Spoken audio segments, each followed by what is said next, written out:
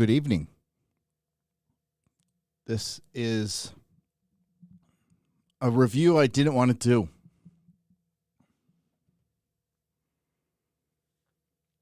So I'll just start out with writers of Star Trek Picard. I'll call it the title of the show this one time. I have one question for you. How do you sleep at night? How do you sleep at night delivering such utter garbage, knowing you deliver such utter garbage? You're destroying a beautiful franchise day by day. You probably sleep pretty well because you obviously don't give a fuck. This show sucks. It is shit. It is the worst written thing I have ever seen. It's worse than anything I've ever seen. Nothing makes sense. Things just fucking happen. They're dragging things out because they think you're fucking suckers. And quite frankly, the people who still eat the show up are. But it's a minute number. Do you want to know why streaming services don't share their viewing data? Because it's astronomically low. They have been fudging their fucking numbers for years. And now that the streaming services are starting to go down, the bubble popped. HBO Max is doing well because it's the one that's probably making the most content that's worth watching out of all of this. It still isn't going to be what they want it to be. Because the whole attitude from Hollywood is we're just going to inject this with as much woke shit as possible, and these lemmings, these lotus eaters, these dumb motherfuckers will eat this shit up. And there's a guy named George Cheeks. George Cheeks is the CEO of CBS or some shit. He's the guy who gave Alex Kurtzman his contract extension. He is one of the dumbest motherfuckers in Hollywood. Fake baked tan, probably fake hair, fake everything. And he's the guy who said, the moment I saw Alex Kurtzman, I knew he was the man to handle Star Trek. In other words, he wanted to get Kurtzman out of the office so he can get back to his blow or whatever. A blow would at least be an explanation. It's like they were under the influence of drugs. Maybe Kurtzman gets them their blow. I don't know.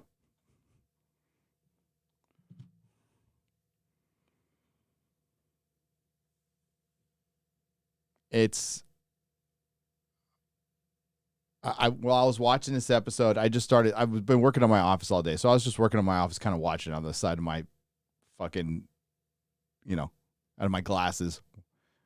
And I caught most of it.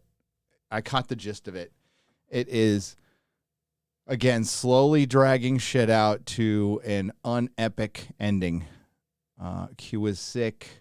Agnes Girardi is the Borg Queen. There is the single most accurate moment in Hollywood history in this, which we'll get to.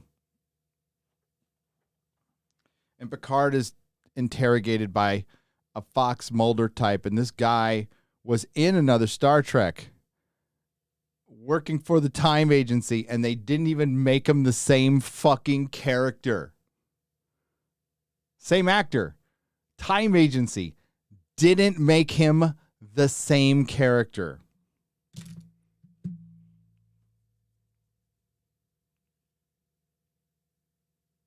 Orville better be good. I hope. Tom Constantino, the producer of the Orville, one of the nicest men I've ever met. And he's everything. I don't know, that's left of what's good in Hollywood. There's not many Tom Constantinos in this world. Hope there is a lot more. Hope he gets a lot more work. I mean, he's been pretty much running the Orville. You want to know who runs the Orville? Tom Constantino. Seth MacFarlane is the boss. He does the writing, he does the acting, he hands down the orders, but the guy executing everything, this dude edits, he shoots, he fucking produces, he takes people on tour, like he does it all. So Credit to Tom Constantino, who just had a birthday, by the way. Happy birthday, buddy. But god damn, the old Orville better not go fucking woke. I'll be so fucking mad.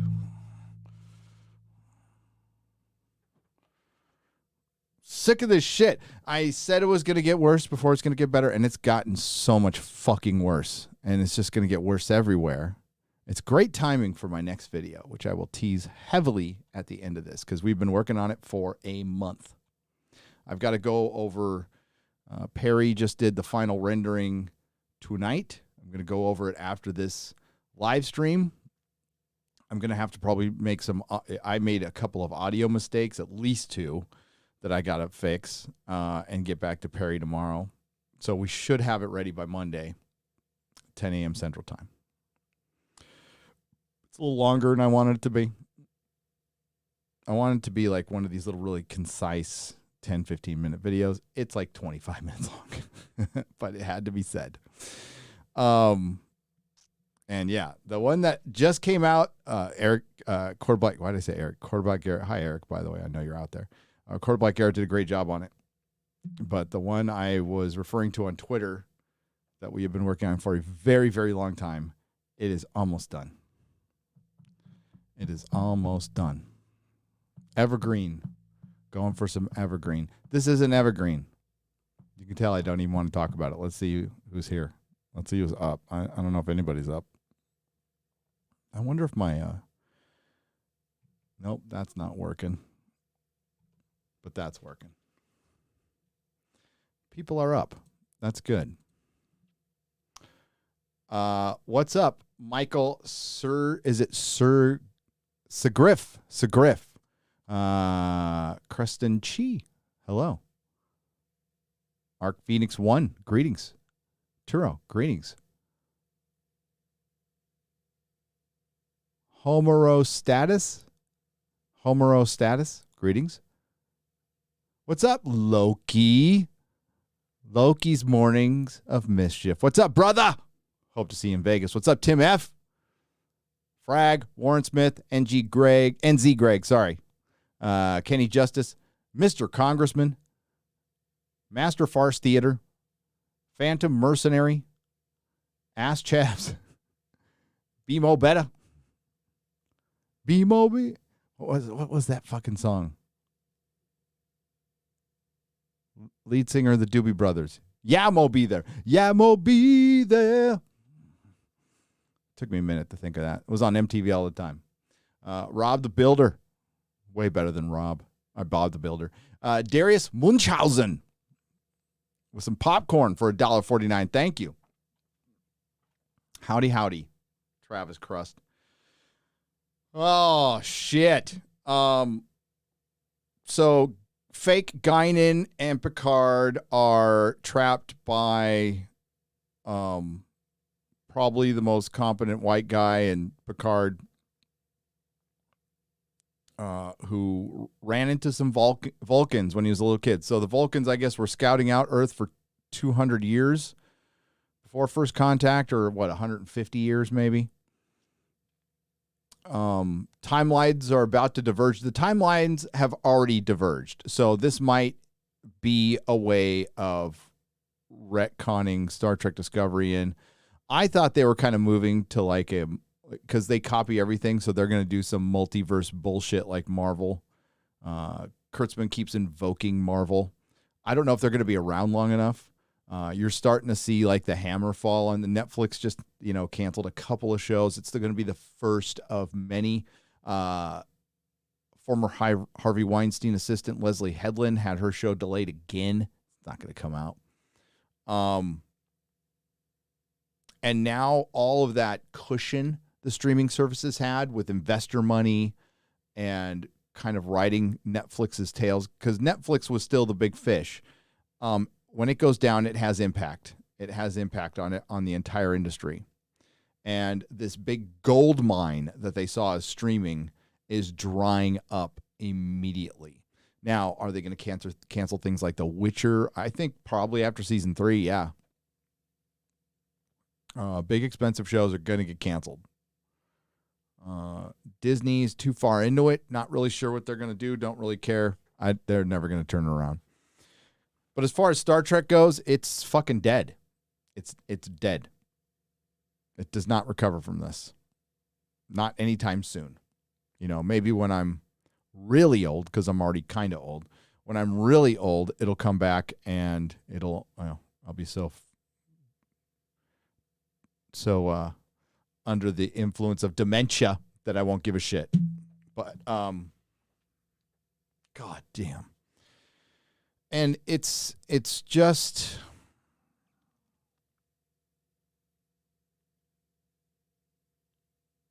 I mean, nothing's happening.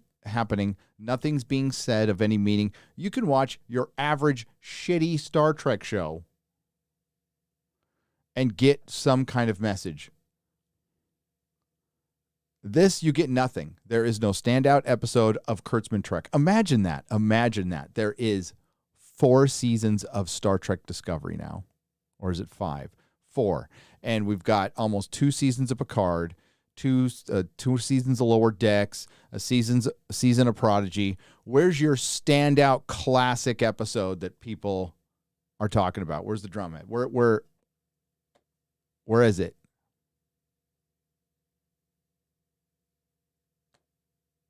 Where is it? Because it doesn't exist. We can't even get a scene. Q's in it for 5 minutes. The Dr. Soong and Soji shit happens again. So Picard, fake Guinan spend the bulk of the episode getting interrogated by fake Mulder. Raffi and 6 of 9 are hot on the trail of the drummer from Scott Pilgrim, who is a Borg queen. Rios makes out with the Mexican doctor. We get a flashback of fake Mulder's boyhood. Agnes Girardi does badass things in her torn red dress with her boots because she is just a kick-ass Borg queen running around eating batteries, fucking guys to death. That's right, fucking guys to death. Fucking guys to feel. And then there's a line uttered by 6 of 9 that says she was just trying to feel something with something that will never satisfy her. And there's a dead white man. I shit you not. They are so concerned with getting their message in and turning the knife, right? Turning the screw. They want it like that. They don't care that they're just laying waste to one of the greatest shows ever made. These fucking hacks. I hope they never work again. They don't belong in Hollywood. Oh, it's so insensitive to say people are losing their jobs. Not if they're not good at them. Learn to code. Go out to a trade school. Do something good for humanity, because this isn't it. You want to run around fucking virtue signaling all the fucking time. Give away the money you stole because you suck.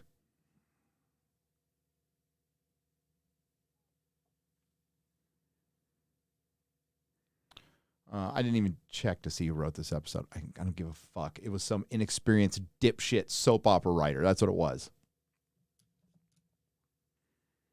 Oh my God, it was the first time it was an all-female writing crew for Star Trek, and it sucked. Oh, by the way, y'all got fired.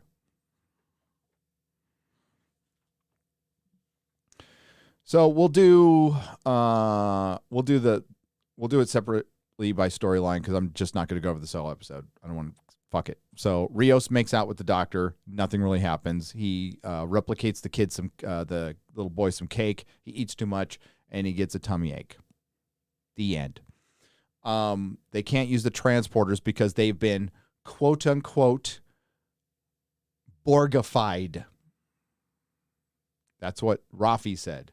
They have been Borgified.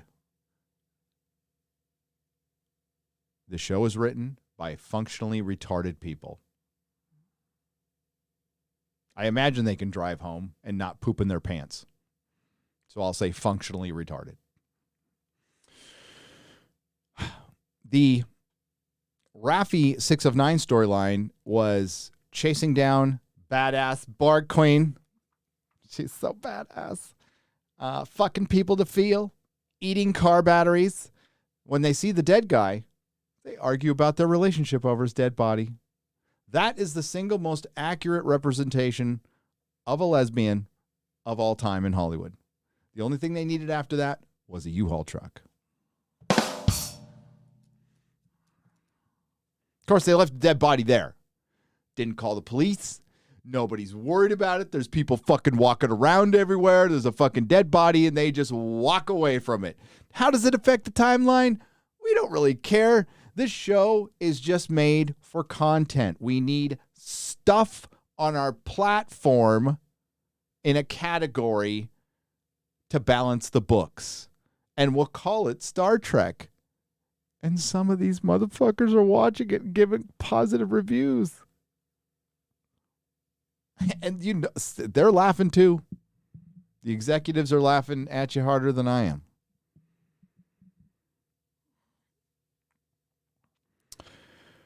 Ooh.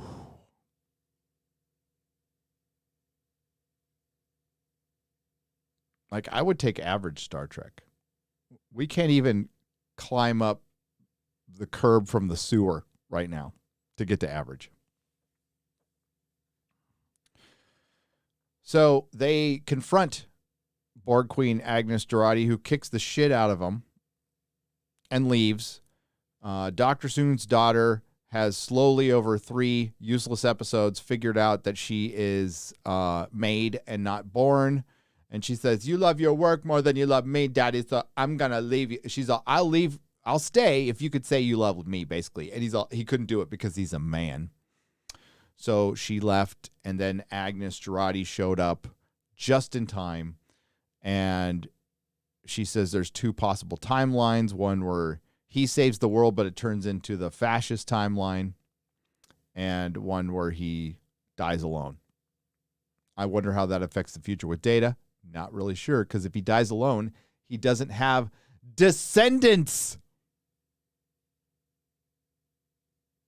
Unless it's from, like, another aunt that looks exactly like him. Most freaking inbreds. And Brent Spiner, there's a reason Data was the only character we remember him by. Because when he plays an emotionless creature, he's decent. Anytime he plays anything with emotion, he lacks charm. He has charm as Data, but as any human, he plays the same snarky kind of like, yeah, it's not good. It's not good. All right, so they're gonna team up. Q got her the Soji the cure. She takes off. I don't give a shit. So the whole fucking interrogation ends up, they're denying. Mulder saw them beam in, thinks they're aliens. So he encountered Vulcans when he was a kid. The Vulcan gave him a mind meld, but it didn't take, and it haunted him. So turns out he's from the feds, but he didn't tell anybody. He just wanted to be the only one to discover aliens, which is going to get him fired. So he ends up letting Fake Guinan and Picard go. Picard, gives him a nice little inspirational speech like, yes, I'm not an alien. Yes, I'm from the future, and I'm going to need your help. And he's like, oh, and that help was just letting him go. Again, this actor played, I don't know his name, played a time agent in Star Trek. Pretty sure it was Enterprise. And he's not the same fucking character. He's not the same character. My knowledge on Enterprise is not good. Okay? Not good. I've watched it once. So,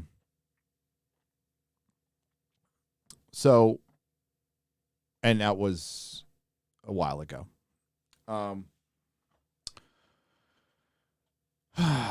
Anything of significance happen?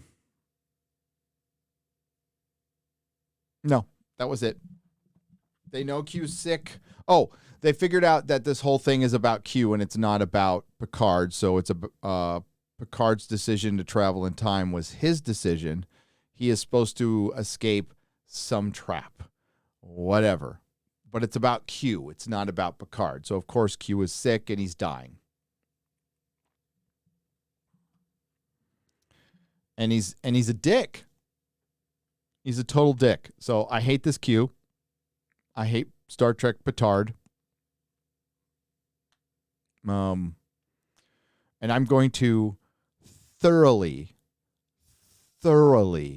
enjoy doing my reviews. And some might ask, why do you enjoy mocking this so much? Well, it's therapeutic. It's cathartic. Also, I'm going to go at it with the same vigor that they go after us in their scripts, which Michael Chabon admitted, by the way.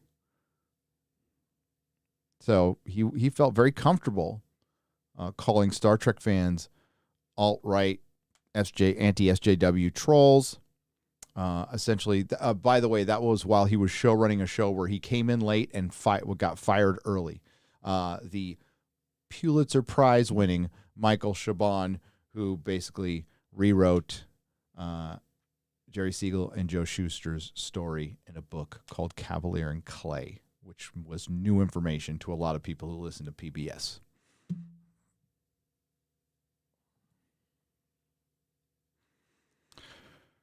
So, it sucked. There will be a Picard Season 1 review before the Picard Season 2 review. Cannot do a Season 2 review unless I do a Season 1 review. So that should let you know. Unless some big Lord of the Rings news comes along, which it could. But that wouldn't take me long to do that video. I'm going to put Perry on it. I might do a quick, I was supposed to do it earlier. I'll do it in the morning.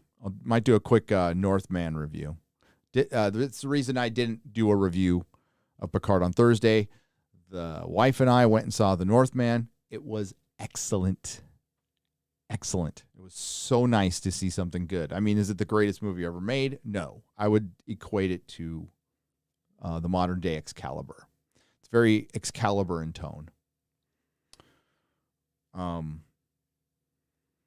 It's a mythological fantasy that's grounded, and I love the fantasy elements. They're light, but I fucking love them. I love the trailer. You see the Valkyrie riding up. It looks fucking awesome on a screen. It looks beautiful. That's the way it's supposed to look. And no, she's not wearing braces. Her teeth are decorated. But let's go to you guys, because fuck this.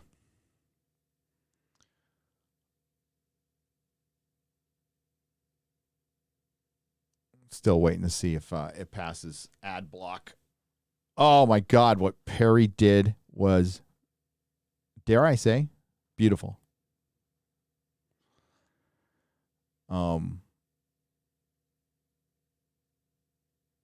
There's supposed to be little parts that tug you in the heartstrings. I don't do that very much in a video, but it's supposed to be little parts. This is very different. Like I said, this is very, very different from anything I've done. Hopefully you like it. You'll be the judge, ultimately, and you'll let me know, and you'll be very honest, and I appreciate that. All right, let's go over here. Oh, whoops. Wrong link. Oh, it's late. I'm a little tired. Long day. His office is filled with shit right now. You probably can't see it. Hang on, let me see. Yeah, thankfully you can't see it. There's a table behind me that I'm like putting all my figures on while I unbox them. I gotta keep the boxes out of the closet, so they're all piled around me right now. Got a giant Batmobile right there that's been in a box for years. Years and years and years and years and years. There's another Batmobile that has not been in a box for years, which I can't wait to bring out. But I don't even know if I can fit it in here. Where was I? Oh, you guys. You guys, you wonderful, wonderful people. Hey, that was a good Friday Night Tights last night, wasn't it? Shad is fucking awesome. How that guy is so good. He is so good. But I had a great time. I'm always like exhausted the next day, and I'm sure my fellow co-hosts are. I will tell you that we're trying to like wean the showtime down. Not being very successful at it, but that we are gonna try to wean the showtime down a little bit because, at least, or maybe have some people exit a little earlier, so their day isn't completely wiped out. Because it is a huge sacrifice for another content creator who's doing this full time to sacrifice that much time. So I really appreciate it. And we're trying to work towards that. But it was a fun show yesterday.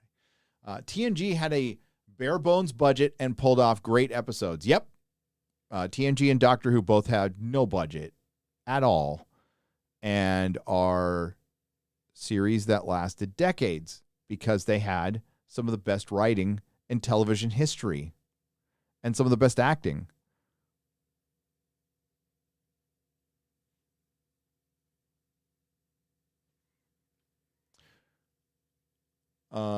Absolutely right. Race Car 789. Thank you for the $10. I appreciate it. Maticus Finch for Maticus Finch 1850 for $5 says, "Hail Gary, so glad you're on. Flashcast ended early. No better thing to do than watch my favorite YouTuber ever." Wow, thanks. Much love back to you. Well, I also stayed up late watching. I was watching Ricada. Doomed, huh? For $2, and thank you very much. That is honestly, like, I don't know. I get all shucks when I hear that, because there's a lot of great YouTubers out there. I really appreciate that, though.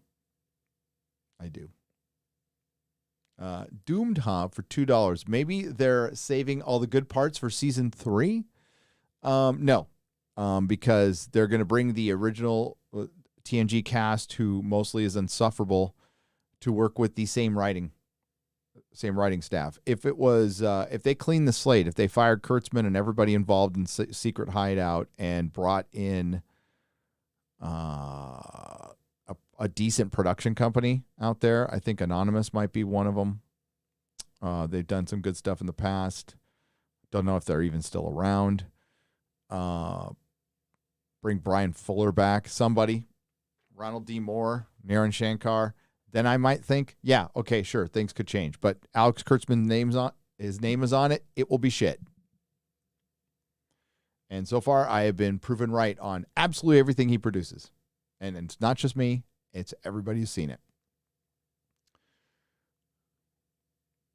Thank you, Doomed Huh? It's Doomed Huh?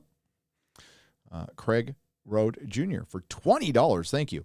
Saw everything all at once and The Northman, and my faith in movies has been restored. Then I saw your live feed, and I'm back to ground zero because I can't believe, as a Star Trek TNG fan, how the Borg Queen is written and treated. It's retarded. I'll tell you right now, I liked Star Trek First Contact, but I've never been crazy about the concept of the Borg Queen.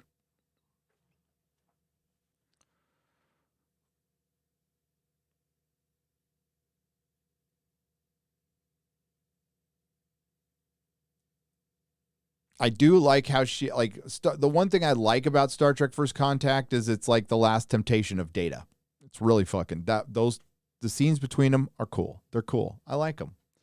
Mr. Congressman for 99 cents is angry. I'm angry too. I'm angry that they've fucked up one of our favorite shows with such glee. And their whole thing is like, look, there's no white males. We rule. And then they say fuck or Borgified, and they go, we are the bestest, most cleverest writers. We can do Joss Whedon speak better than Joss Whedon. Newsflash, nobody can. And Hollywood needs to stop with as a fan, as a massive fan of Buffy and Angel. Stop with the fucking weed and speak, please. It only worked for that show. It only worked for both of those shows. That's it. That's all. It works for Joss Whedon shows from the 90s and early 2000s. He's not even capable of writing that shit anymore. It's over with. I'm glad your faith got restored in movies, though, Craig. Mine did too. I'm a Robert Eggers fan now. I can legitimately say that. I think the guy, he's smart. He was asked if he would do anything in modern day, and he said no. He's just going to do period pieces, and that is a great way to stay out of trouble. You know what I'm saying? I think it's a great idea. And I wouldn't be surprised if that's out of desperation where some of the superhero films go. I would say Bond they should go right back to the 60s and just do Bond in the 60s. That would be fucking awesome. And continue continuity and just forget that he died. I am a raw satisfaction in the purest form, says Prince Lethal. Yes, you are, Prince Lethal. I am the raw satisfaction in the purest form. Prince Lethal for $2 Australian. Fuck. Oh, it's daytime for you guys. I forgot because you're in the upside down world where your toilets go backwards. And so do your hurricanes. That's not true, by the way. Sergeant Politeness, a phallic unicorn. It's been so long since we've gotten a phallic unicorn. Thank you for the $1.49.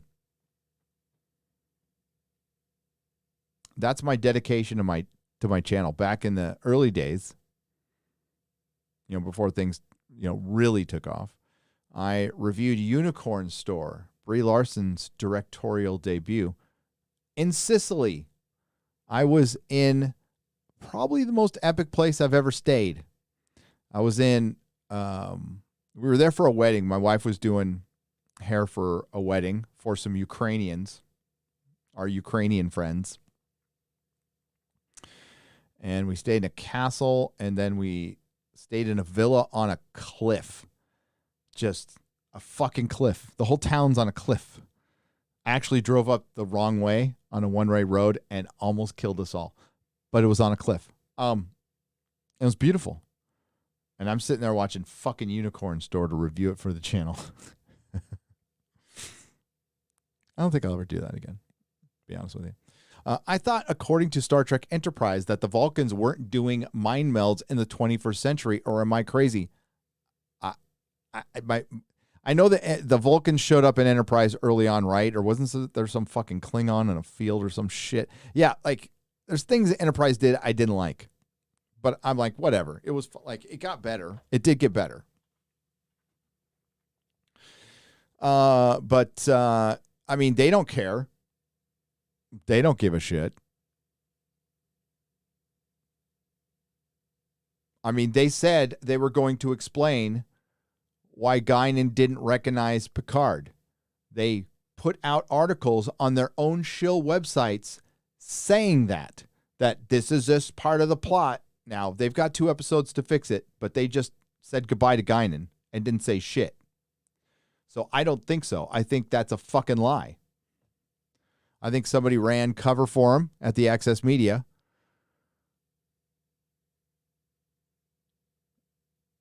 But they don't care.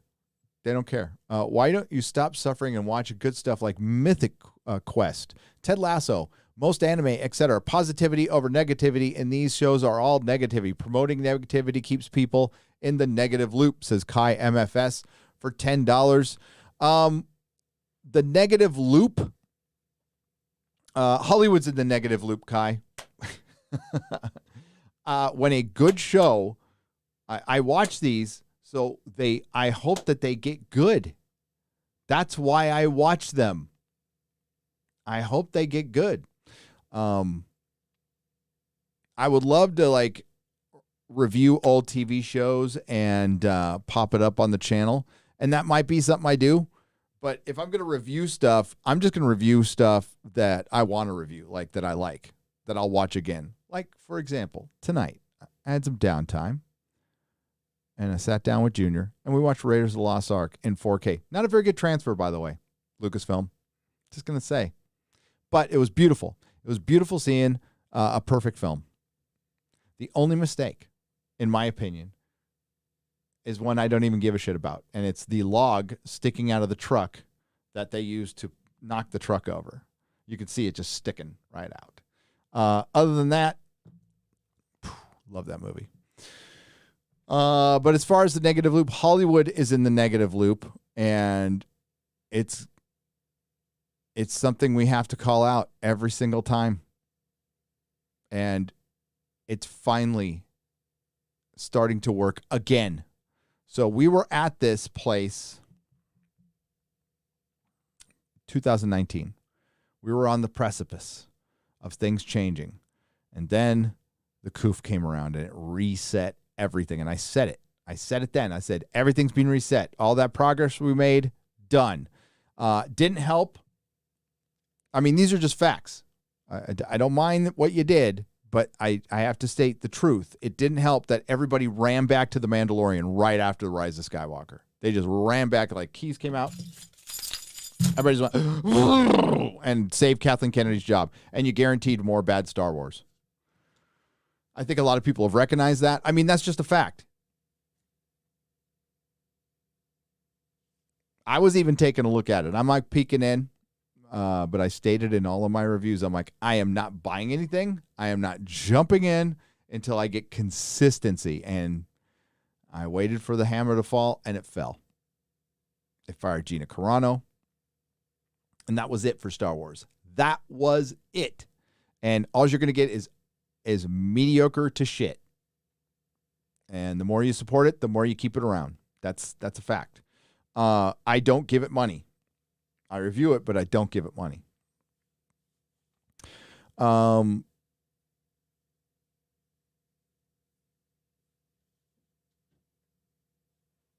Once I finish The Office, I'll have more time for more stuff.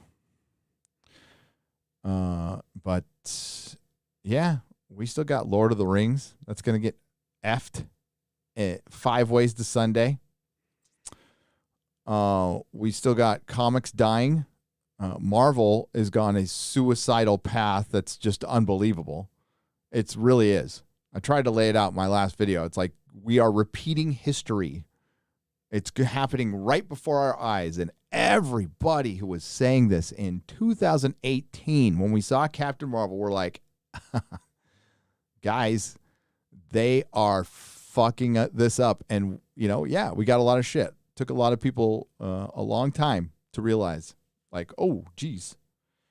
I was trying to tell you, it's like this shit has happened in the comics. It's all happened.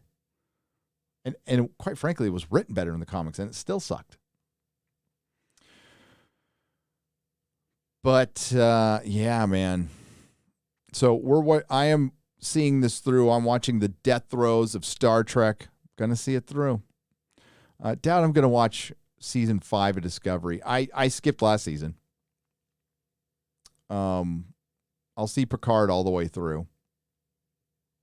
I'll check out Strange New Worlds. But that's probably not going to be good either. And then that'll be it. And Doctor Who, we're at the end. We'll see. It all depends on who the new Doctor is. Star Wars, done with it. So I don't touch that stuff anymore.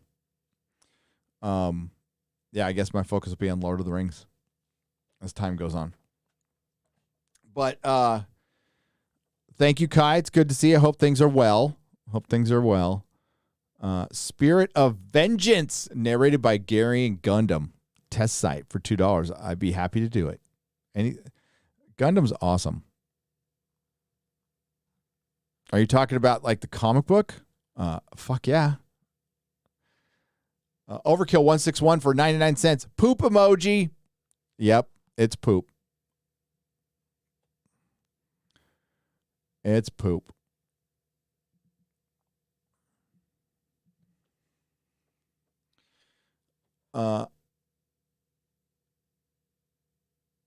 God, when I started this channel, I was reviewing like a good show every other week. I was just thinking about that today. Let's think about Counterpart, first season of Alter Carbon, first season of Umbrella Academy. You go way back. Ash vs. Evil Dead, first season of Westworld.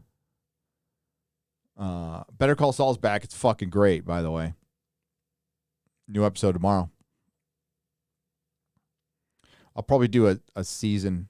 That would be that's like really not. That's really out there for my channel, but I might do it because I did review season 3. God, it's good.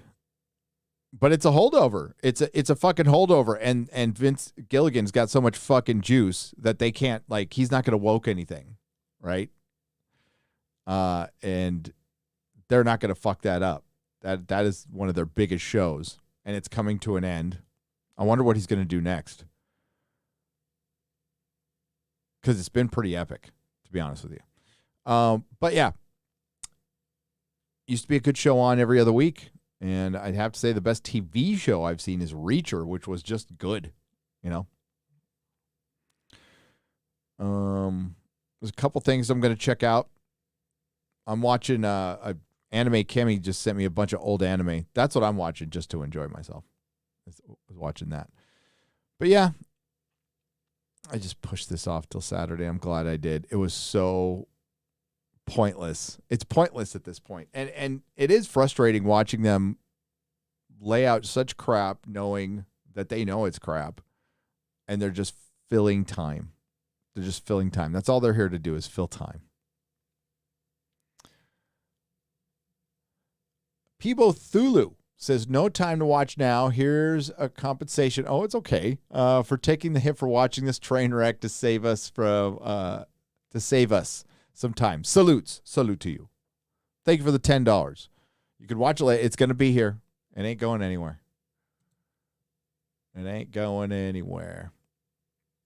Let's go over donation.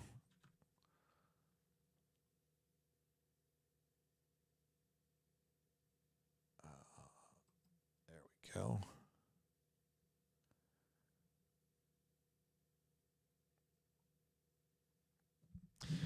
Daniel for $5. What's up, Daniel? Says, my prediction for season 3, a powerful white man from the planet Florida purchases planet Earth and expels all alien races from the Federation. The original TNG crew must murder their way to the villain while screaming F-bombs to the sky. That's a perfect prediction, by the way. That is a perfect prediction, Daniel. We'll get that motherfucker. Ron DeSantis. Or they'll call him Rhonda Santis. Rhonda? They'll gender swap him and call him Rhonda Santis. Derek Douglas for $5 Australian. Hey, Gary. Great show as always. Thank you. Have you watched Outer Range yet? It's real good. That's one of those shows that was on my list. The reason I'm watching it is supposedly it's someone inspired by Skywalker Ranch, and it's weird. So we'll see. And I like weird. I definitely like weird. That's why I like The Northman. Forgot the actress's name. She's good. And she is weird looking. She looks like an alien. But she's really good. All the acting is good. Willem Dafoe is good. The guy who plays Fjellner is really good. Alexander Skarsgård is a movie star who should be in everything, and he's not. He was my pick for Thor a long time ago. After Carl Urban, it was him, and then Chris Hemsworth got the job, but which was a good choice, except for being in stupid Taika Waititi movies. But Emery Kalam for $5 says, sent you a Star Trek 3D chess. No way. Should land at the end of April. Sadly, not a prop replica. That's fine, but it has 3 boards and 4 attack mini boards. Dude, this is better than a prop replica. It's from a supporter. It's better. It's better. That's fucking, thank you. That's awesome. Thank you. Emery, I will let you know when it arrives, okay? You guys are so fucking cool. MK Solid for 82 for $1.99 says, Gary, prepare for Obi-Wan Kenobi. I'm not going to review it. I'm done. I'll report on the news of the rematches between Darth Vader and Obi-Wan. I just heard that they're going to start adapting Tales of the Jedi from Dark Horse, and it's just like, oh, God, the same people who brought us High Republic, which they're going to connect it to, by the way. Oh, I was thinking about, I can't go. I was going to go around the Star Trek celebration, maybe go see Chris Gore, but I can't go. My first appearance will be at it's Fan Fest in Dallas in June. We're still looking for a place. We'll find a place. We'll find a place that we can get you guys some drinks and hang out with you and throw you a little party for a thank you. Vegas is definitely on. I will have dates for you Friday. This Friday I will have definitive dates for Vegas, so you can make your plans. It's going to be more expensive than it was last time because it's not Koof. It's so plan accordingly. Recommendations: Airbnbs are running a little cheaper than hotel rooms right now. Depends on where you don't need to Excalibur is a hotel I stay at all the time. I'm not like a snobby dude. I'll stay in the $50 hotel, no problem. I like Excalibur, so there's cheaper hotels to stay at. But the whole plan is to have a bar to ourselves for a day. So we'll have the whole place to ourselves. And then we'll do another more intimate soiree. I can't say, but you'll like it. It's going to be cool. I don't know how many people can travel. There's lots of meetups this year. But like any excuse for me to go to Vegas. The Geeks and Gamers crew will be there. I'll be there. Who knows who else will be there? We're going to try to get all kinds of people out there.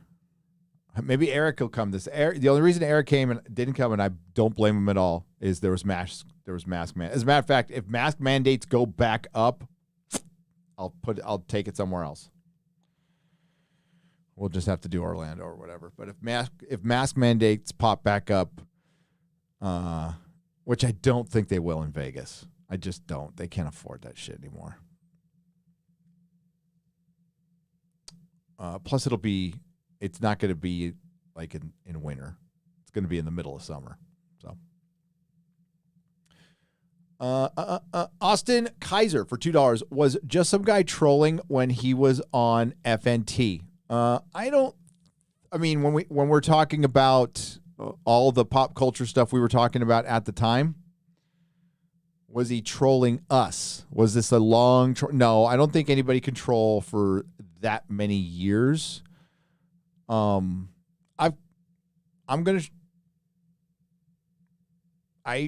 way I deal with things with other YouTubers, if I've got something to say, I make damn sure I say it to them privately first. So before I say anything, I'm going to shoot them an email. But I will say this.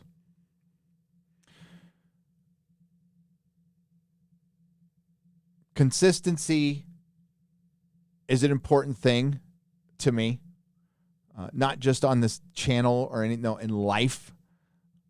Like, I try to be very consistent about like my beliefs and my opinions. Certainly they can evolve when I get new information, but not like this. I think there's some very basic realities. There's some very basic things in life, basic human things. Don't fuck with kids is one of those things. Fuck your nuance. There is no nuance. Don't fuck with kids. You could take your nuance and shove it as far up your ass as you can possibly fit it, you fucking retarded bread tubers.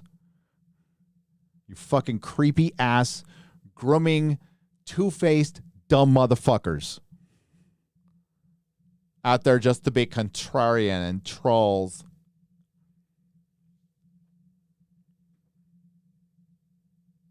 Stick to your wake and bake lifestyle and take your pseudo intellectual bullshit and stick it up your ass. Don't fuck with kids. I think that's a basic thing. But as far as that, I watched the Ricada stream last night, and I haven't said anything publicly about it because honestly, it's none of my business, man. This is a fight going on somewhere else.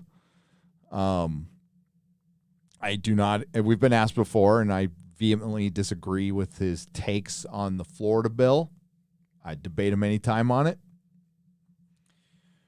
But we know where he sides, and we know where I side. So I don't know what the point would be. I don't think he wants to, though. I was unfollowed by just some guy. Haven't said a fucking word about anything. I was very disappointed about that. But that's life. And I got over it. So, yeah, there will be... I'll probably shoot him an email in the next day or so. See if I get a response. But I don't think it was a troll. I think he knows a hell of a lot about Lord of the Rings. I think he cares about it. I think politically, I know politically he's been very open about where he comes from another angle. He's on the left. He's always been on the left, though. But in the past, he's treated centrists and independents and Republicans with respect. And that's not happening anymore. So I don't know what's going on. Don't know what's going on in his life. That's usually the culprit. So I hope he's okay as a human. But that's it. That's all I'll say on it right now. Because, I mean, the guy deserves at least a private conversation first. That's the way I see it with people I, have live streamed with, that I have had relationships with, parasocial, of course, online, but they deserve at least that before I go out and blast them, which is usually not my thing. Don't have time for that shit. I'm too old for it. I'm not going to get in little spitter spats on the internet because it's childish. And I'll stick with my childish pop culture. Got the Drinkers plush, which looks amazing, by the way. Do we get a Gary 1.6 now? Well, I've got one. It was a custom one made by Derek Masterson. So thank you. That would be expensive. But plushes, we're supposed to do plushes. But they're kind of waiting on me to actually respond, which I have not done yet. I've got so many things moving, and we got to get a couple of things done first. But I love the drinker one. So I ordered one. I should be getting it soon. It was cool. We love the drinker. Good dude. Good dude. Buford T. Justice for $19.99. Gary, you're up past your bedtime, young man. Had the hard Mountain Dew Ryan is always talking about. It tastes like shite. Of course it does, because Ryan likes it. He eats fucking Pizza Hut all the time and drinks Mountain Dew all the time. And he better do that shit while he's young. That's all I'm saying. We all think we can drink Mountain Dew forever. Tell you what, I was thinner than Ryan when I was his age.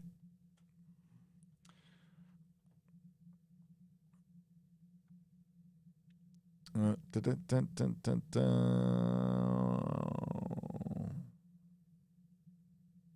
I'm not like much bigger. I'm just old. Oh, I didn't finish that. Sorry, Buford T. Justice. I'll pour one out for Star Trek, Gary, and get even more wasted than I already am. Did it get you wasted? See, that's all I used to care about when I was like in my drinking days. I didn't give a fuck if it tasted good. I didn't want to give me a headache like the strawberry champagne did from Thrifty. That was $4, by the way. But thank you, my friend. Don't drive and get that hair of the dog in the morning. J.S. Pena for $4.99. Expecting a standout episode from Kurtzman Trek is like waiting for you to do a Super Chat square up. Aha, that's a good one. But hey, I've done Super Chat square ups. There hasn't been a standout episode. So, but I'll still take it. Also, saw The Northman. I thought it was good. There you go. It's not the greatest movie ever made. You know, I didn't walk out of it feeling like moved. I can count on one hand how many movies that have done that to me. But I thoroughly enjoyed every second of it, though. Like, thoroughly enjoyed it. I was eating up the scenery, loved the whole world it was in. It felt like it was in 985. Things were dirty. Things were mean. Yeah, it was cool as fuck.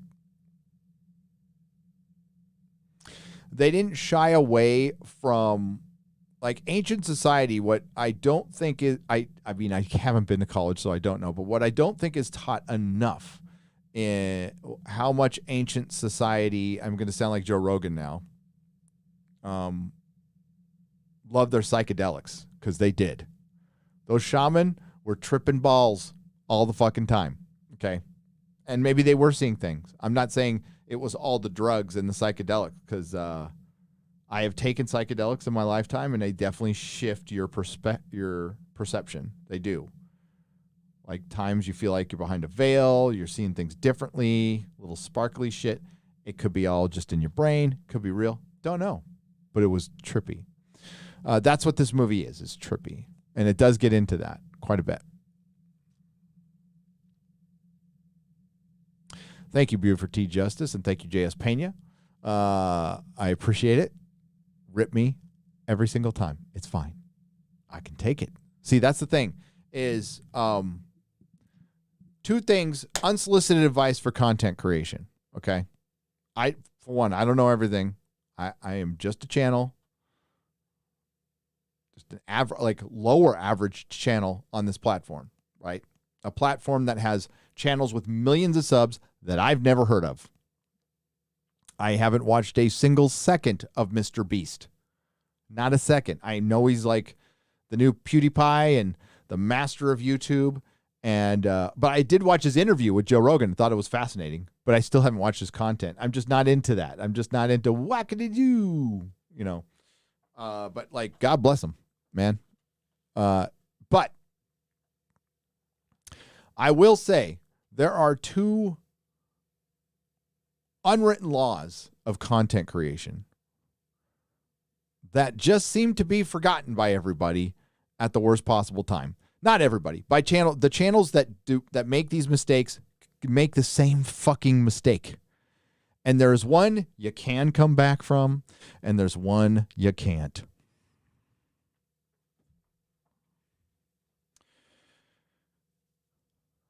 First thing about content creation. Keep your perspective. Keep your perspective. I am a dumb shit. That's it. I've been kicked out of 3 high schools.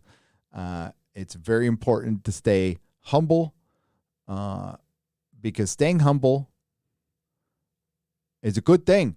It's a good thing. You're not above your audience. It's not your audience. It's not my audience.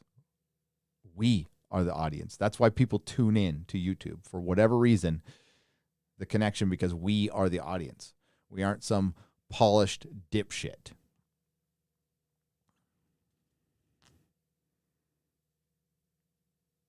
consistency of argument, or consistency, better yet, of message. I think in our sphere, it's argument. In other spheres, it's message. It could be and or. But your channel, whatever channel is out there, if it has 2 subs, if you have multiple videos, you are starting to build a through line, a message. I'll throw in a third kind of aside, consistency. You know, you don't want to like have a video of you making bread and then reviewing Star Trek and then a travel log. It's just not going to work. You want to make a separate channel for all that stuff. Unless you just don't give a fuck and you want to have fun, then bless your heart, go. Consistency of message. And even if you change your mind, you do that in the most empathetic way to the people who have been supporting you for years or for a day or for hours. Audiences, this goes for Hollywood as much as it goes for YouTubers, are not disposable things. They aren't things you can just throw away and then get a new one. These are human beings with feelings, who are individuals, who are generally smarter than us, who will only put up with so much shit. And they don't want to come to a YouTuber to get shit. They get enough shit everywhere else.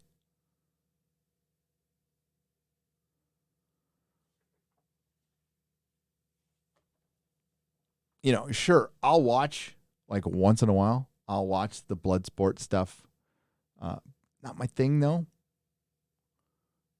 Because it usually ends in a very dark place. And I've tried very hard, as much as I bitch about pop culture, and pop culture's in a dark place. I'm not in a dark place, personally. Has not affected my soul. That's why I continue to do it. I've tried a lot of things in my life to stay away from those dark places, from those very, very dark places that I've been. And part of that is just going after people, even if they like have a shitty message or they say anything. Like even when Vito went after my channel, which he denies, and then he says he apologized for. I don't know if I caught the apology. I never needed one. I don't care. How about just like mind your business, run your channel? That's all I want. I don't need apologies. Mind your business, run your channel. Don't worry about me because I don't worry about you. But, you know, constantly moving forward, minding my own fucking business, and keeping my message consistent, which is easy, which is very, very easy because I'm what most of us are doing. People like Az, very open, honest people. My friend Jeremy, my friend Ryan, they are very open about what their message is, what they're about. I'm saying there's no hidden agenda here. There is no hidden agenda. There is no flip-flop coming.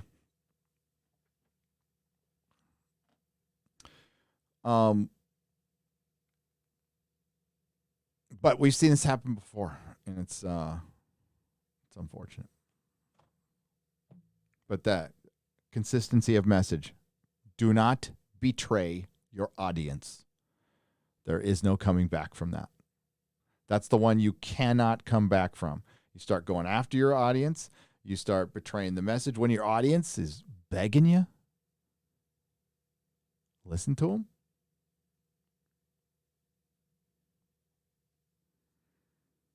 That little itch in your head, that's pride. That's pride. That's what Marcellus Wallace, I almost said Wiley, who was a defensive lineman for the Chargers. Yeah. That's pride. Fuck pride.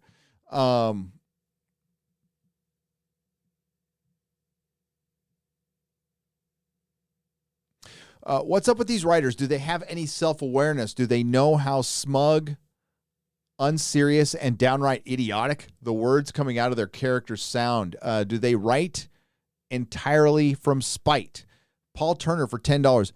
Very good question, and the only answer that seems to be the correct one is yes. Seeing that one of the showrunners came out and said, yes, we do indeed put spiteful things into our scripts to piss people off, I would imagine, yeah. It's not just Star Trek. Doctor Who. You know what's crazy is there are new people getting opportunities, but the problem is they're hiring activists, and an activist is an activist first. What's the first word on Amber Turd's bio? Is it actor? No, it's activist. All actors think they're activists because they need meaning. But I digress. They're hiring activists. They're going to be activists. So instead of going, oh my God, I just got jumped to Doctor Who and I have no business being here, and it's all because I identify as a woman. So I'm just going to take out all of my bitter revenge on the fans through a script instead of like trying to run with this opportunity and make it go as far as they can. Then you end up like Mags Visaggio, begging for money, for rent. For rent.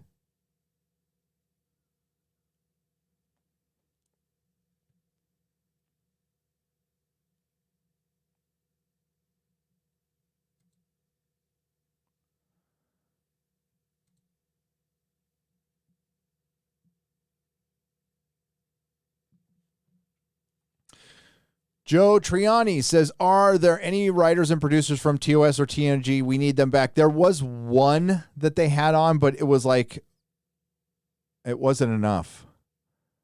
And it was just for like a half or an episode, I believe. I love Scotch. Scotchity, Scotch. Thank you for the $5. And Joe, thank you for the $19.99.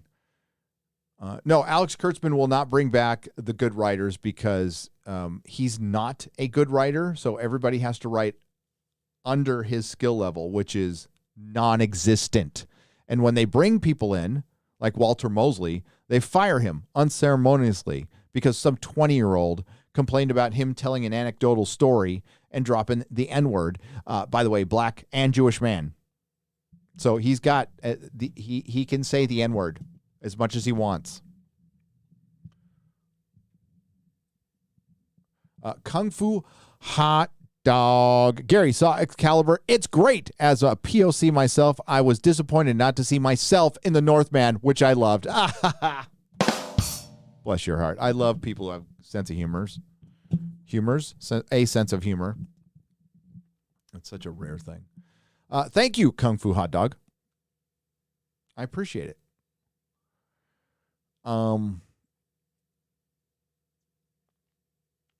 Yeah. You know, I wish I could enjoy Buffy. I can't enjoy Buffy anymore because I'm not a teenage cheerleader vampire hunter. Might want to take a look at The Last Kingdom on Netflix, set in England during the war between the Saxons and Danes. I heard it's pretty good. Darth Friegel for $4.99. I'll see if I can like get it a la carte somewhere. Ain't getting near Netflix right now. But thank you. I'll find a place, some other place I can watch it because a lot of people have recommended that. And if it's just good historical drama without, I don't know,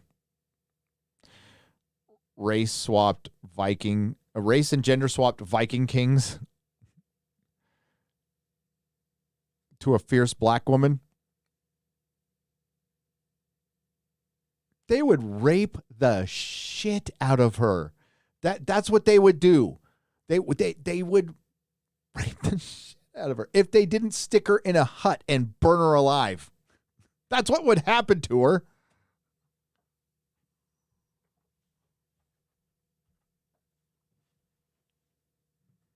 Fucking Netflix.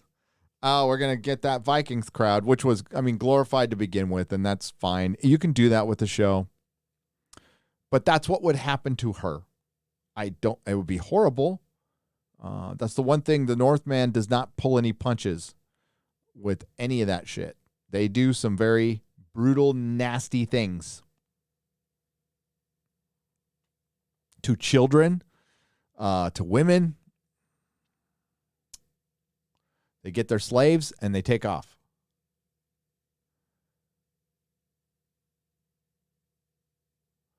Hail, Gary. Love from Japan. And thank you for giving me a midday entertainment on the regular. Daniel Dombrowski, thank you for the 500 yen. I appreciate it.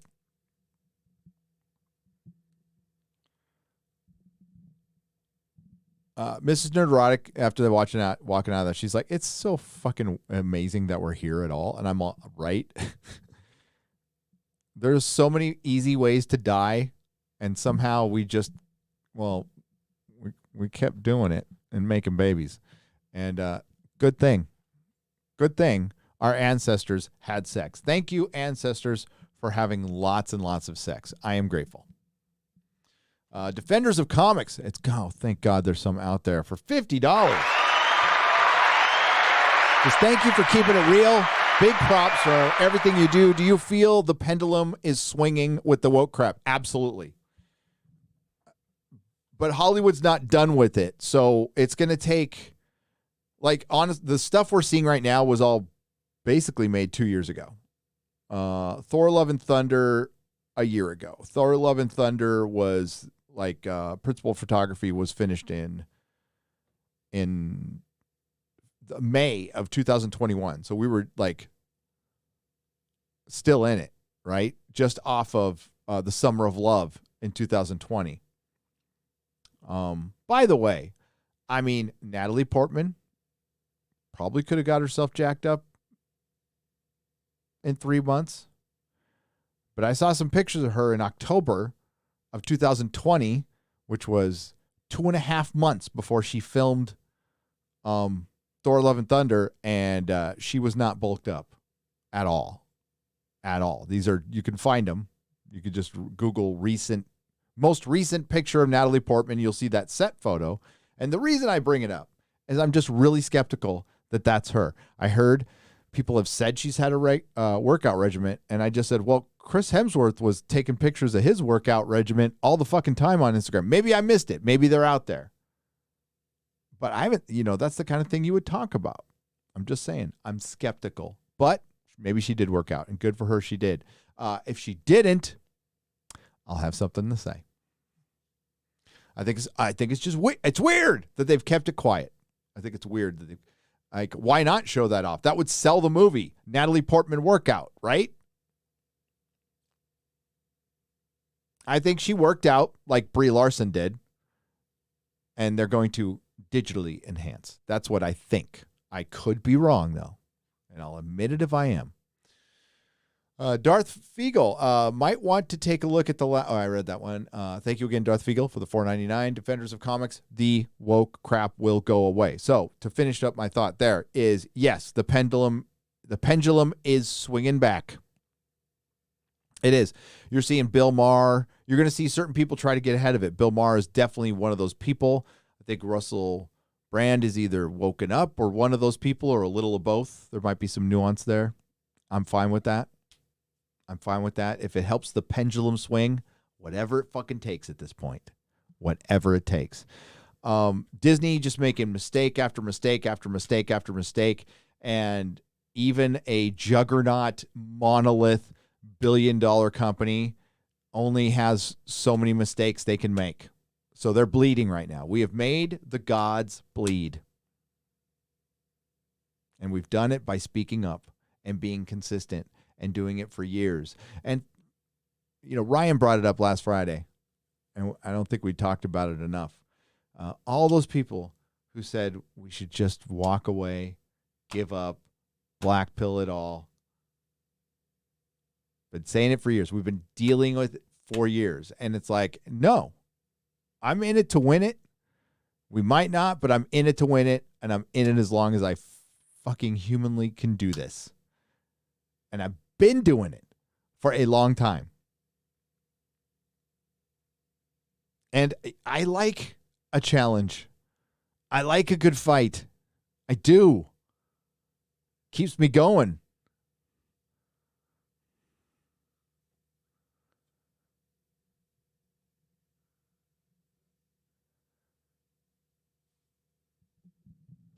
F name, I name for $10. Gary, respect you immensely for not being one of those awful, disgusting, no good drama channels that I am currently furiously Googling. It's okay.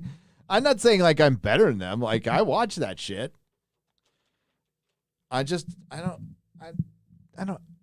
been to prison. I'm not going to deal with fucking shit on the fucking internet. I don't care. I don't care. I don't care if people say mean things. There's don't care, and I'm not going to suffer fools either. Not caring and not suffering fools is the same fucking. It is apathy. It is I don't care.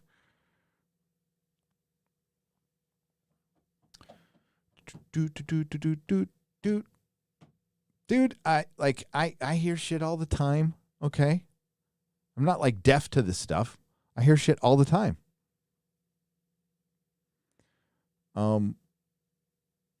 And it's got nothing to do with me. It's none of my business. I think, when you see a YouTuber you like,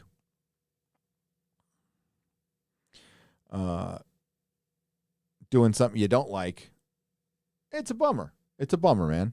It is. But you got to try real hard to get there. It's something that takes effort, and you can avoid getting there by dropping that pride a little bit and just being a little humble and going, you know what, maybe I got that one wrong. Maybe I got that one wrong. That's why I think about shit. And sure, I'm a human. I get emotional, but I try as much as humanly possible to read up on stuff. And, if I'm going to pop off on something, I better know about it a little bit. Not perfect. But yeah. Furiously Google away. And if it's entertaining, it ain't going anywhere. It's not going anywhere. And there's people out there, I love Nick Rekieta. I think he's one of the best streamers alive. I think he's funny as hell. And I was fine. Even when just some guy and him were arguing before, I was fine talking to both of them. They don't have to hang out, or they could work it out or whatever. It was just one argument. Whatever. It's not the end of the world. So it didn't bother me. And Nick streams with people who can't stand me. I don't care. I don't give a shit. I love Nick.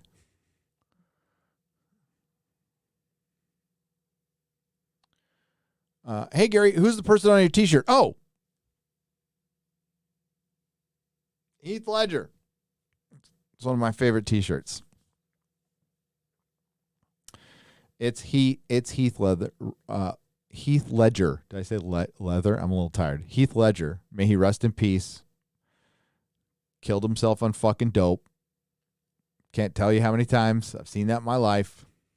It's the saddest fucking thing. Had a little baby girl. Had his whole life ahead of him.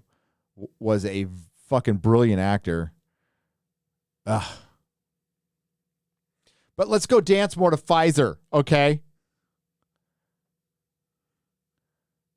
Well, go back in time 20 years. Tell me you were unfollowed. They say so. 20 years ago, it didn't matter. 20 years ago from now, it also won't. Shark dentures for $5. No. And I'm not taking it super personal because it wasn't just me, and we could talk and he might have a reason for it or whatever. I'm not. That's not like some deal breaker with me. Or people unfollow me all the time and then they refollow me. Maybe it's something I say. Maybe it's an accident. I don't know. I don't. Yeah. You're right. It matters not. It matters not.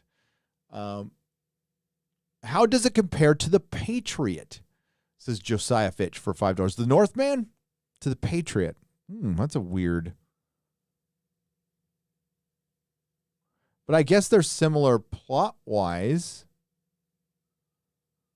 I don't know. Is The Patriot based on Hamlet? I haven't seen The Patriot in years. I liked it. I like The Patriot. I'm a big Mel Gibson fan.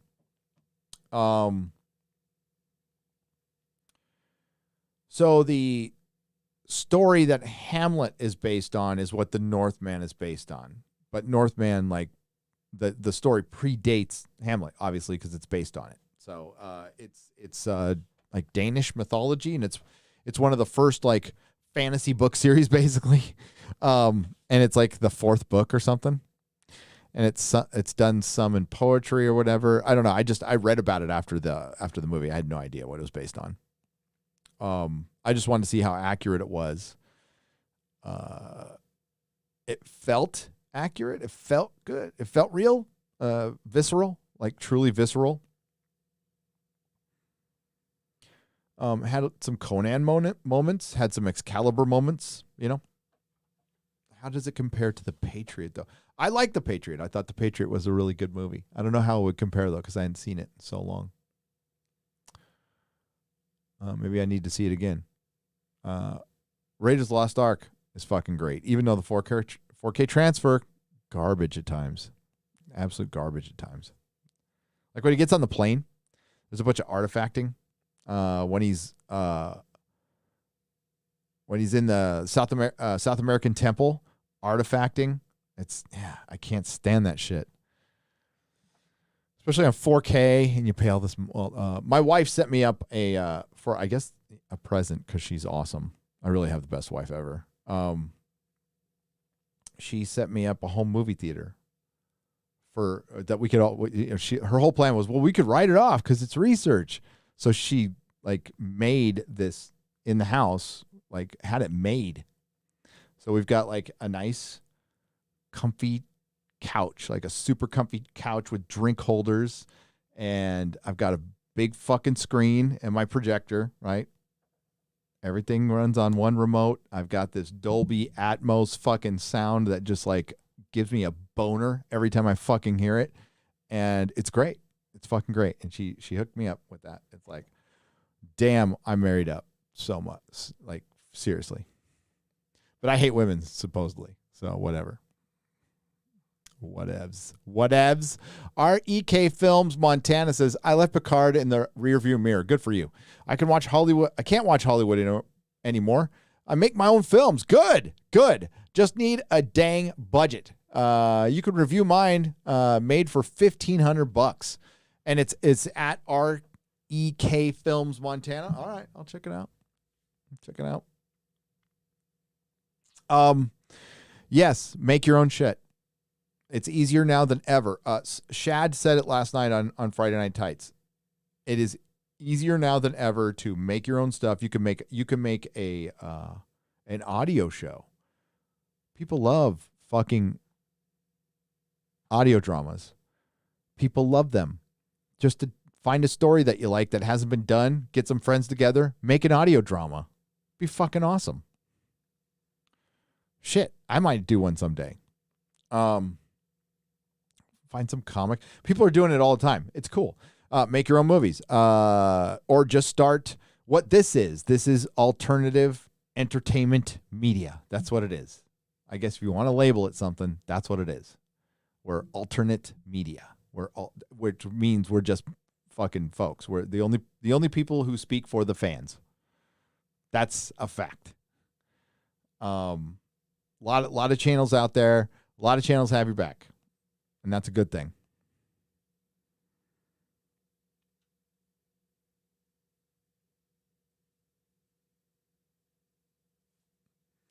Or make a comic, or do what freaking Eric July's doing, and he's going for the throat. And like I listen, I don't know if he can compete against Marvel and DC. Chances, it's an uphill battle at first. If he sticks with it, which I know Eric can, in a few years, Could he be Dynamite status? Yes. 10 years? Could he be at Image status? Yes. Or worse yet, Marvel, DC, Image, and Dynamite might fall below Eric July's status. They're certainly on that trajectory. Without producing a single comic book, people are more excited for Eric July's shit than anything from Marvel and DC. So he's on his way up. They're on their way down. And that's how you go for the fucking throat. Now is the time. And he's the kind of guy who's going to go for the throat, business-wise. Q is getting old and dead just like the Trek franchise. And Thor 4 is just a movie to wipe male Thor out for the MCU replacement. Andre Antonio Gonzalez for 75 Uruguayan pesos. Thank you very much. You are correct, sir. And part of that storyline, if they use it, is Thor does die. He comes back more powerful, which, I mean, they could use. I don't know if they're going to extend Hemsworth out, or they could just keep in the part where he dies.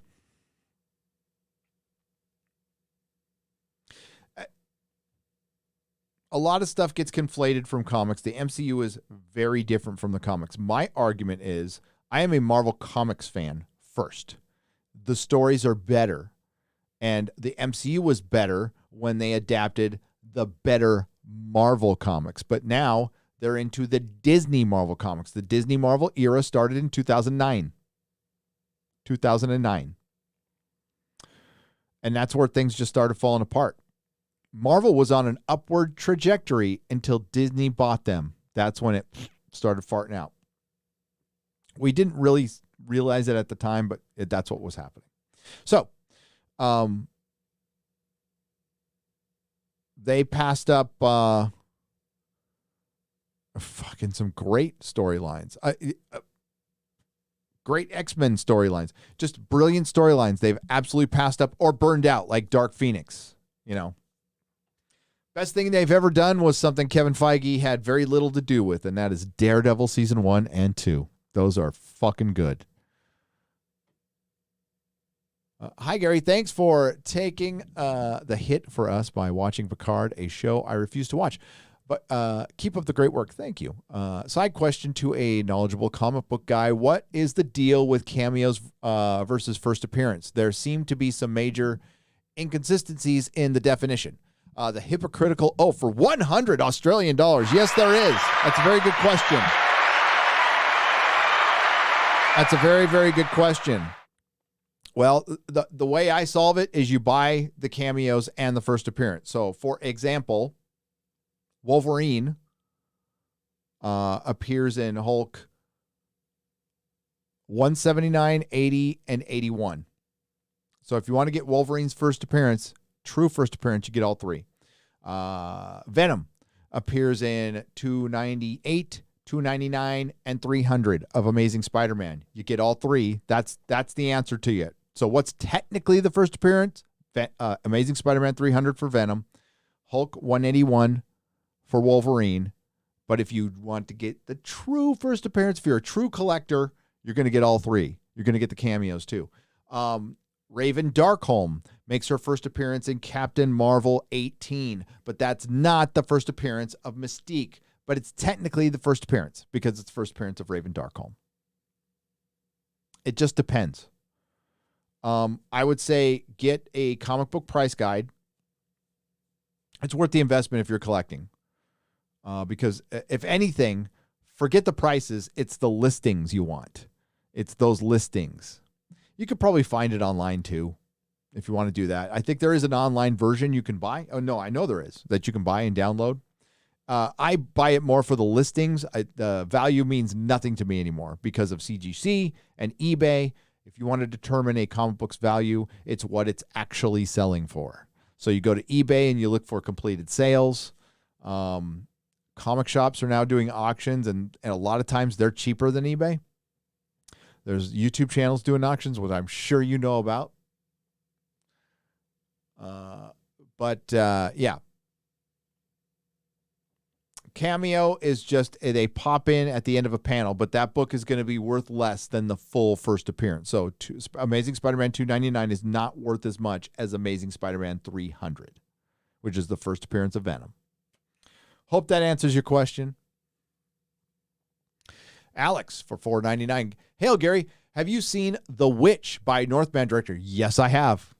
One of my favorite horror movies. Slow burn, genuinely unnerving. Eggers kills it. Yeah, dude, that movie to me was a prequel to Blair Witch Project.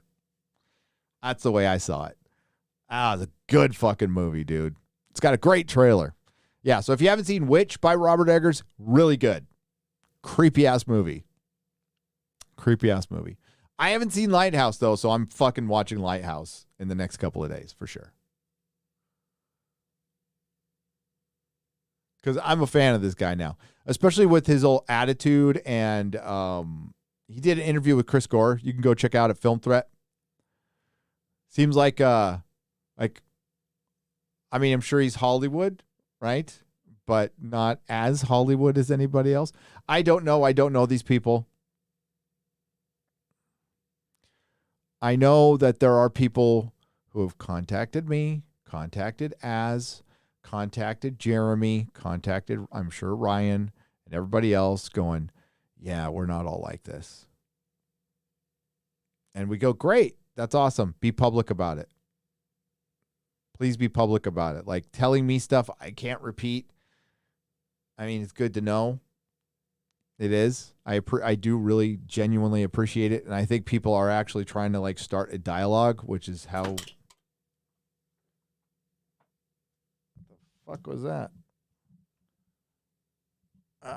Something fell. Have no idea what fell. I was doing my office all day today. Where was I? Yeah, it's great to have a dialogue with people. It is. It's how the healing begins. But we're still a long way. We're still in the fight. Shit needs to change.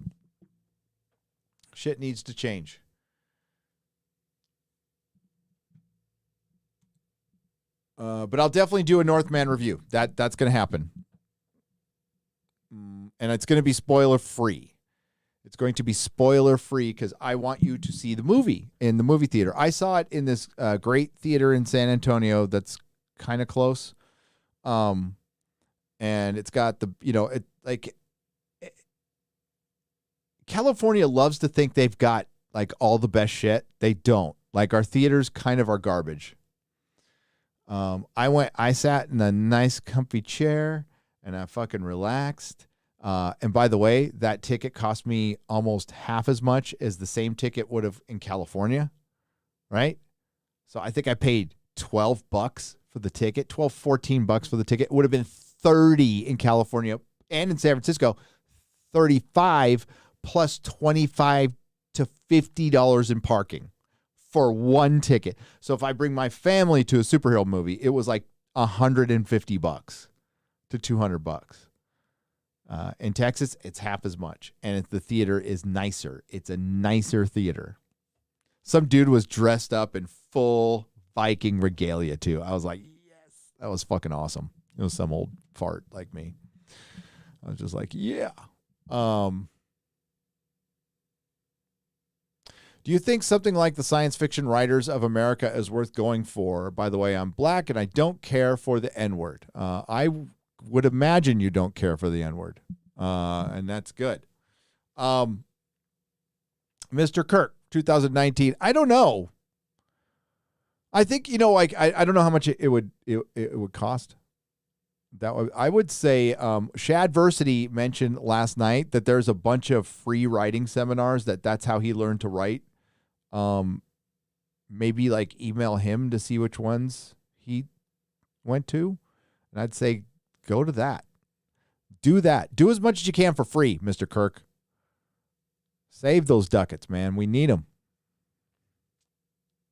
I think there's so much at our fingertips. Like I went to a class for production, like this really crazy thing called a video intensive in San Francisco. It was 4 months, 6 days a week, 12 hours a day, all practical, no theory, except for aesthetics. I took it, but that's not theory. It was still practical, right? But it was teaching us aesthetics. But I got a laptop the first day, Final Cut Pro, Pro Tools, and within 3 days, I knew how to work them. I knew how to work a camera I'd never touched in my life. Within a week, we were shooting something. And by the time I was done, I knew how to do a bunch of shit. Got a job in Hollywood, and none of the stuff I learned in school was, and I learned I learned a job that Technicolor had invented. So I got like a kind of good in. My good friend Christian Martucci, who is a rock star, by the way. You can look him up on Wikipedia. I don't know what band he's in now, but he played for Dee Ramone. But he's a good guy. My friend Christian Martucci got me the job because I knew somebody, and it was a job that Technicolor made up. So I just learned it and did it. But there's all that stuff I learned in that intensive that my wife had to loan me $10,000 to take. It really didn't apply for my Hollywood job. It was great to have a certificate, but yeah, nothing I did applied to the Hollywood job, and I thought it was kind of a waste until I started YouTubing. And then everything I learned in that fucking class relates to this, and it was just pure luck on that aspect. But like all that stuff I learned in that class, you can now learn on YouTube. You don't even need to go fucking spend money to go to a class. It's a waste of time. Same goes for writing. I would say, I mean, like, I'm not a writer, but I would just say write all the time. Stephen King writes all the time. Like, writers write all the time, like constantly, have their little books or whatever with them. They've always got little story ideas. Russell T. Davies has a great book about writing, the showrunner from Doctor Who. Look it up on Amazon. I'm blanking on the title. The chat can help me now, but he's got a great book on writing.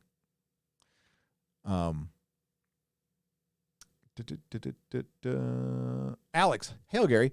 Have you seen? Oh, I read this one. Michael B, aka Shoga Gaming. What's up for 14 Danish krona? Lovely Danes, you inspired a great movie. Now I'm like way more interested in this mythology, and I want to read the books and all that stuff. So that's awesome. Thank you for the phallic unicorn, George. Oh my God, George. I can't yell your name too much because it's 1:40 a.m. But hi, George. Desperation, once the air pollutes everything it touches, seeping into the bones, obliterating the base into beasts of pride. Pride always goes before the fall. Always. Always stealing spine truth, my brother. All hail Gary. Hail Nerdrotic. Hail George Molo. Go check out his channel, by the way. He's doing a great job with it.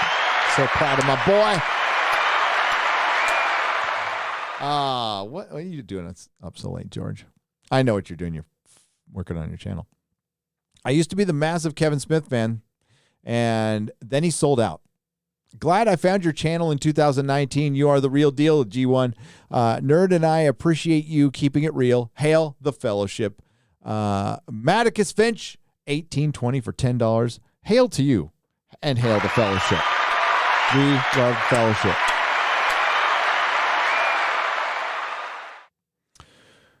How does it I read that one. Go back 20 years. Okay. We're going to wrap things up because I'm tired.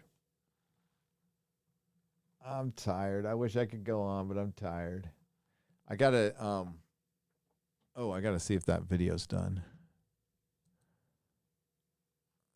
Top 5 it passes ad check.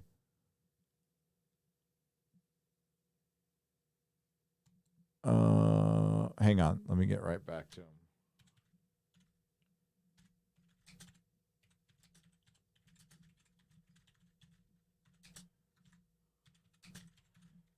I'm telling Perry to get some sleep. Oh, you're watching. Oh, well, I'm just about to wrap up, Perry, so I'll look at it, but then I'll look at it, and then you can get some sleep, and then we can revisit it in the morning. I know you want to just go, go, go. I mean, if it's quick fix, I'll look at it if it's a quick fix. So, we'll do it tonight, okay? If it's not a quick fix, get some sleep. Perry's so good. We love Perry. You guys sleep well. Cammy. Oh, Cammy anime. My dude. You have sent me so much fucking cool shit. I am eating up Parasite, by the way. Love it. So, like, I might be getting the bug, dude. It's certain anime that I like, though. Okay, I'm just like, I ain't going to be watching Sailor Moon anytime fucking soon. Just not. I'm not going to watch. None of the little Japanese girls going, yeah. I can't stand that shit. But if it's like, the grown-up stuff, right? The stuff that looks very American comic booky, if that's a term. That's the kind of shit I like, for sure. Star Blazers, though. I fucking would wake up at 5 a.m. as a kid to watch that shit. So good. It's the Star Blazers is the first story arc I ever experienced on outside of comic books. So it really just blew my mind that like Star Blazers. That's how I always know it. I know it's Battleship Yamato, but it's Star Blazers to me. Was an overarching story. And it just blew my mind that they did that. I'm like, whoa. I didn't even know it was made in Japan. I just thought it was an American cartoon at the time because I think I was like 7. So I was just dumb. But Anime Kimmy, by the way, sent me all this great, including the housewarming gift that was Parasite. Thank you. Like, we really enjoy it. Like, really, really.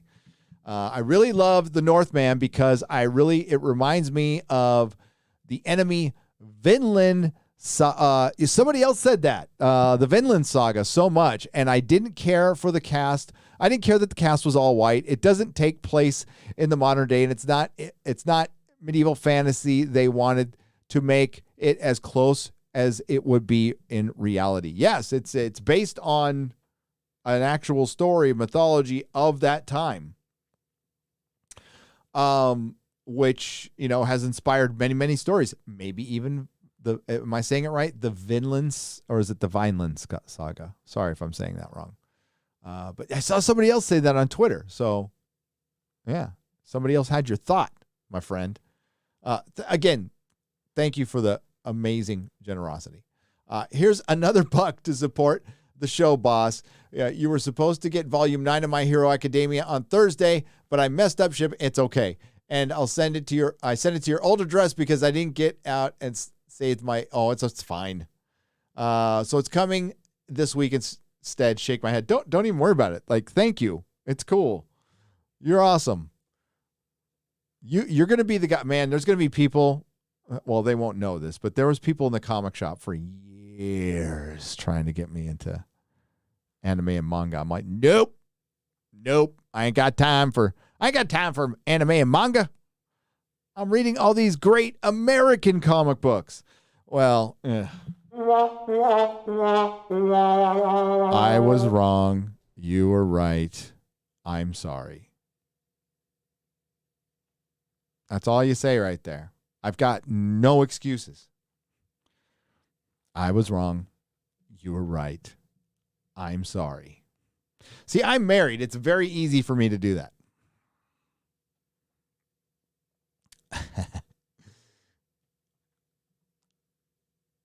Manowar 665, the neighbor of the beast. Hats off to you, brother. Hats off to you, man. My hat's finally off because I got a haircut. You are definitely a trooper for the self-imposed petard torture. Petard. But I learned a long time ago that the white stuff on the top of the chicken is shit. The white stuff on top of the chicken shit is just chicken shit.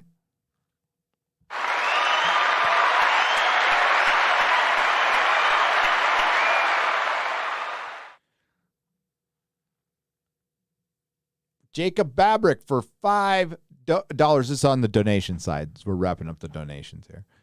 Hail Gary, I watched the reviews without ever seeing a second of the show. Side note, let Shad know his book is great. His audiobook is fucking good. It is really good. No, Shad is kind of my hero. He's like fucking great on EFAP. By the way, EFAP today was great. I know it was very casual EFAP, but I really wish they would do more of those. When they started talking about Thor, though, sorry, I'm going on a tangent, but when I heard them talking about Thor, my brain was hurting a little bit. It was just a little bit because I'm like Mahler, because they're like, what do we call Thor? Because it's just another Thor. I'm like, somebody's going to say female Thor, right?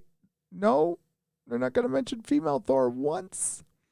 And then they talked about Hela wielding Mjolnir before Thor in the MCU, and I had to physically remove the cringe from my face. I was like, and listen, Mahler and those guys, they watch the movies, they don't read the comics, and I'm not being a comic snob on them. It's fine. Their whole perspective is the MCU.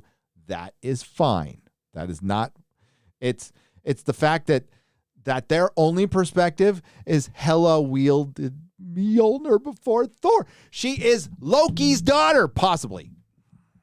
Not fucking Odin. It's Odin's adoptive granddaughter, not daughter. But they had to change the story to make her more powerful, which she was the fucking queen of hell. But they had to have her come first and, of course, be a tortured woman who was marginalized. That was the whole reason they changed that story. So that's why it fucking sucks, because I know their motivation behind it. They're like, what can we do to put in a marginalized woman allegory? Like, that's the question they ask themselves when they approach that script. Not like, what can we do to make Hela a better... And, Cate Blanchett, Hela, like, great. Like, no problem. I think it's good casting. I love her. I think she's hot as hell. Like, seriously, one of the hottest women who ever lived. But, yeah, I just fucking hated it. So when I hear them say it that way, I'm like, God, fuck Marvel. Fuck Disney Marvel. Fuck them. People think that... Fuck that shit.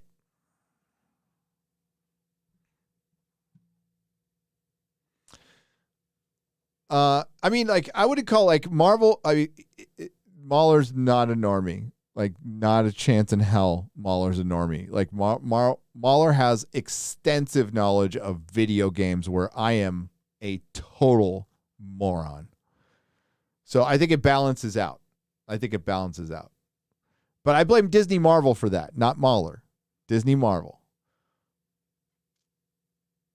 But we're sending him some comic books. We're gonna change that. We're gonna give him the comic book bug, because I think Mahler likes good stories. And I think once he cracks a good one, he's gonna go, ooh, that feeling that you got when you were a kid, watching that shit. And he's still like really young. Mahler's like a youngster, so it could still grab him where he can like just really get into it. So that's what I hope. So Az is sending him like some great Batman comic books, and I'm sending him the Guardians of the Galaxy run that inspired the movie.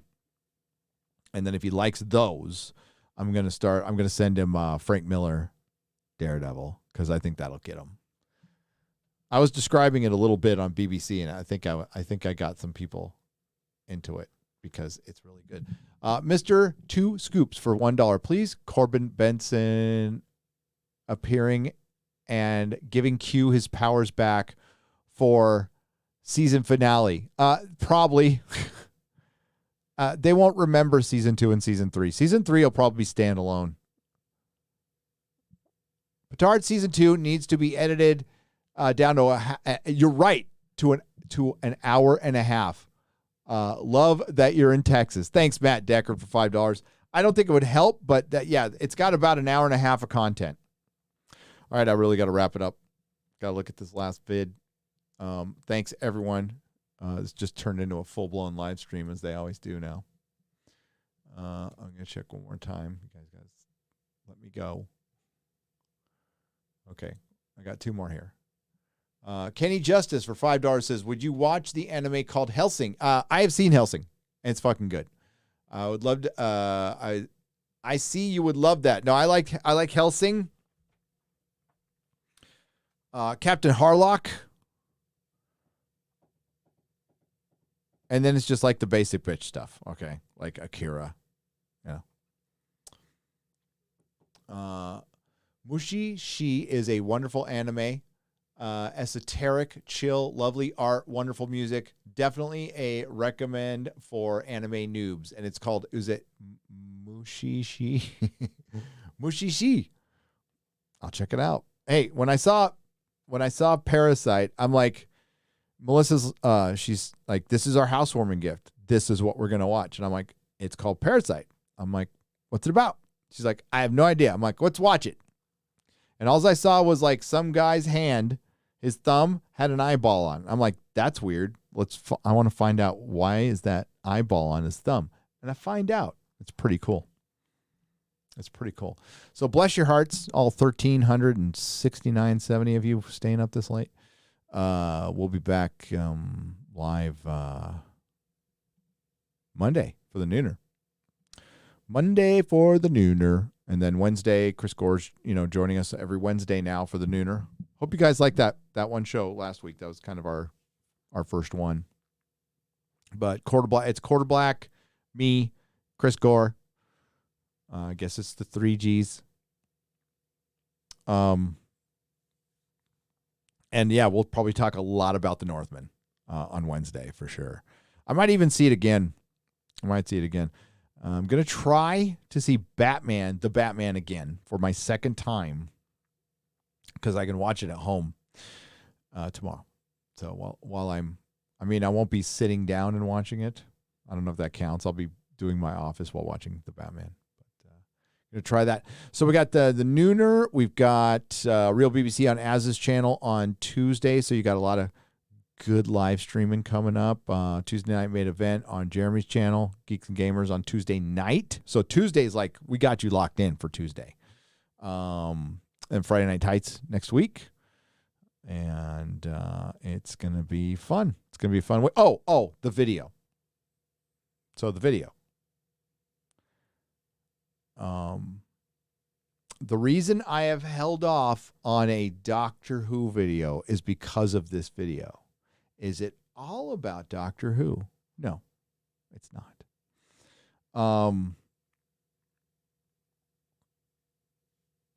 I think I'm trying to not totally give it away. I think it's something I've been building up to for a while. It's been, Perry and I have been discussing it for months. And I finally got around to just making it. And he's been working on it for a month. And it's his best work. And I can't wait to see it. So I'm going to go see it right now. And look for it Monday, Tuesday at the latest. If if I decide, I'm more worried about my execution than his. So we'll see. Because I tried something different. I'm not entirely sure when I see the whole thing laid out. But again, it's going to have a very different look than our normal stuff. But I think you'll like it. All right, guys. Have a good night. Thanks to the Nerdrotics. Thanks to everyone who left a super chat, any donation. We truly appreciate you. And we'll be back next Thursday night for the Picard review. And that's all I can think of for now. So have a good night. Ciao.